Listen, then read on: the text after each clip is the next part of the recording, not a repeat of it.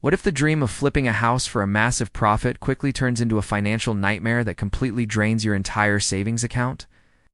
Every single day, eager new investors jump into the exciting world of house flipping only to lose thousands of dollars because they fall into one catastrophic trap. The absolute biggest mistake you can make on your very first flip is grossly underestimating the hidden repair costs and the deadly carrying costs of holding the property. When you watch popular television shows, they make renovations look incredibly fast and cheap, but in the real world, contractor delays are inevitable and material costs fluctuate wildly.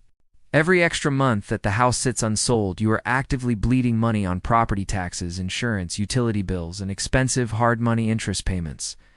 You must also learn to completely remove your personal emotions from the design process and focus strictly on standard materials that appeal to the widest possible pool of average buyers.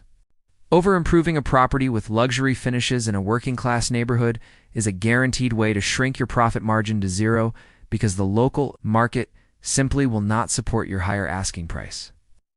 Let's break down a strict contractor budget template, so you can learn how to bake a massive emergency contingency fund into your very next offer.